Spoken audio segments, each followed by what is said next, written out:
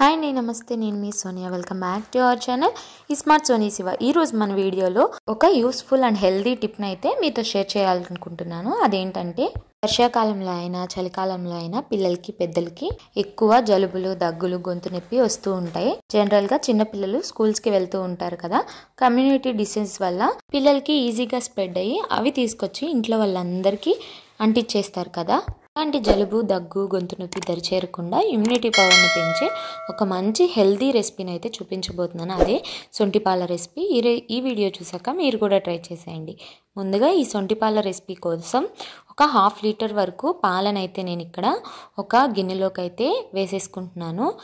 ఈ 1/2 లీటర్ పాలని చక్కగా పొయ్యి మీద పెట్టేసుకోవాలి. పొయ్యి మీద పెట్టేసుకొని ఈ పాలు 2-3 పొంగులు వచ్చేంత వరకు ఈ పాలని మీడియం ఫ్లేమ్లో పెట్టుకొని చక్కగా మరిగించేసుకోవాలి. ఈలోపు మనం సొంటి పొడి తయారు చేసుకుందాం. ఇక్కడ చిన్న ఒక 2 ఇంచుల దాకా సొంటి ముక్కను తీసుకోవాలి. ఈ సొంటిలో ఎన్ని రకాల బెనిఫిట్స్ ఉన్నాయో మనం తెలుసుకుందాం. సొంటి అనేది ఆయుర్వేదంలో అనేక రకాల ఆరోగ్య సమస్యలకు ఉపయోగిస్తారు. సొంటిలో అనేక రకాల పోషకాలు, ఔషధ గుణాలు ఉన్నాయి. ఇది జీర్ణక్రియను మెరుగుపరచడానికి, నొప్పులను తగ్గించడానికి, రోగ నిరోధక శక్తిని పెంచడానికి మరియు బరువు తగ్గడానికి సహాయపడుతుంది.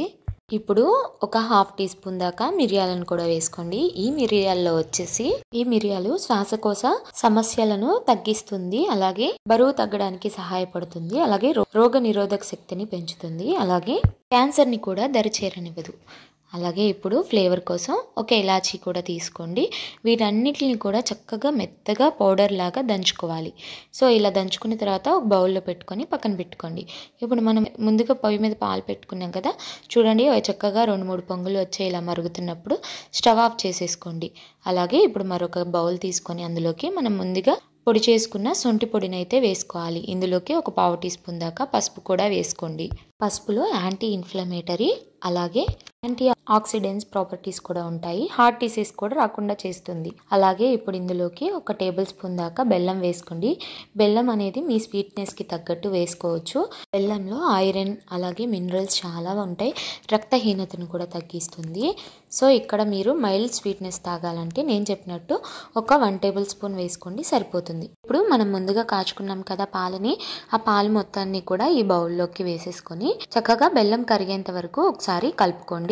బెల్లం కరిగిపోయిన తర్వాత వేడివేడిగా గ్లాస్లోకి సర్వ్ చేసుకోవడమే. అంతే అండి, ఎంతో ఆరోగ్య ప్రయోజనాలు ఉన్న మన సొంటి పాలు అయితే రెడీ అయిపోయినాయి. చక్కగా వేడివేడిగా తాగితే గనక గొంతు నొప్పి అలాగే జలుబు, గొంతులో కఫం ఇలాంటివి ఏమీ లేకుండా ఉంటాయి.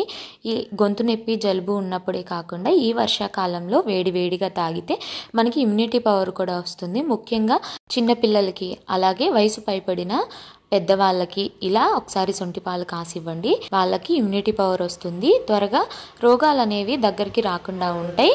2 ఇయర్స్ బేబీస్ దగ్గర నుంచి వయసు పైబడిన పెద్దవాళ్ళ వరకు చక్కగా ఈ సొంటి పాలను తాగొచ్చు. సో ఎన్నో పోషకాలు ఉన్న ఈ సొంటి పాలని మీరు కూడా ట్రై చేయండి. ట్రై చేశాక ఎలా అనిపించిందో మీ ఫీడ్బ్యాక్ని నాతో షేర్ చేసుకోవడం అసలు మర్చిపోవద్దు. ఈ వీడియో కనుక నచ్చితే వీడియోని లైక్ చేయండి. మీ ఫ్రెండ్స్ అండ్ ఫ్యామిలీ రిలేటివ్స్కి షేర్ చేయండి. ఇంకా ఇలాంటి ఎన్నో ఈజీ అండ్ హెల్తీ రెసిపీస్ కోసం స్మార్ట్ సోనీ శివ ఛానల్ని సబ్స్క్రైబ్ చేయండి. ఈ వీడియో అయితే ఇంతే. మరొక మంచి వీడియోతో మళ్ళీ వచ్చేస్తా. అంతవరకు సెలవు. Bye all.